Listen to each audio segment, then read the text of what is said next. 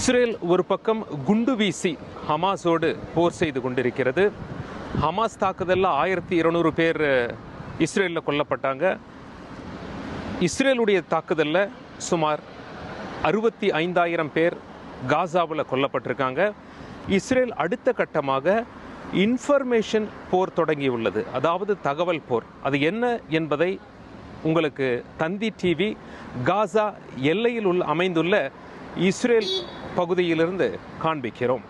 Israel எல்லையில் அமைந்திருக்கக்கூடிய, அதாவது காசா எல்லையை ஒட்டி அமைந்திருக்கக்கூடிய ஒரு பகுதிக்கு நாம் இங்கே வந்திருக்கோம். இங்கே நீங்கள் பார்த்தீங்கன்னா ரொம்ப சாதாரண ஏதோ ஒரு வீடு போல காட்சி தரலாம். ஆனால் இதற்கு பெயர் இஸ்ரேல் டிஜிட்டல் சென்டர், அதாவது தகவல் தொழில்நுட்பம். இது தொடர்பான பிரச்சாரங்களை இஸ்ரேல் எப்படி செய்கிறது என்பதை நாம் பார்க்கலாம்.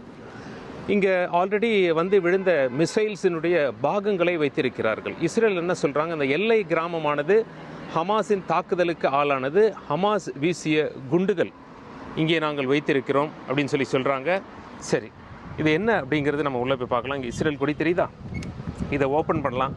முதல்ல உள்ளே போன உடனே ஒரு டனல் வடிவில் ஒன்றை வைத்திருக்கிறார்கள். அதாவது இங்கே பாருங்கள், அவங்க இந்த டனலில் என்ன சொல்ல வராங்க அப்படின்னா, இஸ்ரேலிய மக்கள் ஹமாஸுடைய டனலில் இருக்காங்க. அந்த டனலில் இப்படி தான் இருக்கும் அப்படின்னு சொல்லி அவங்க சொல்ல வராங்க.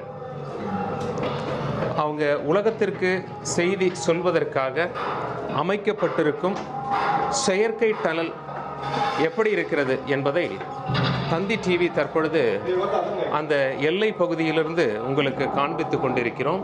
இங்கே பாருங்கள்,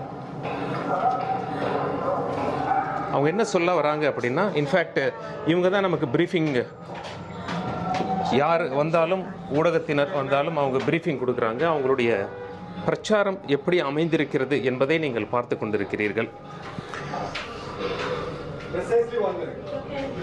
ஏன் லவுட் ஸ்பீக்கரில் இந்த சவுண்டெல்லாம் நீங்கள் போட்டுட்டு இந்த மாதிரி வச்சுருக்கீங்க அப்படின்னு சொல்லி கேட்டதுக்கு, அதான் பேக்ரவுண்டில் உங்களுக்கு அந்த பாங்கு சொல்கிற சவுண்டு கேட்குதா?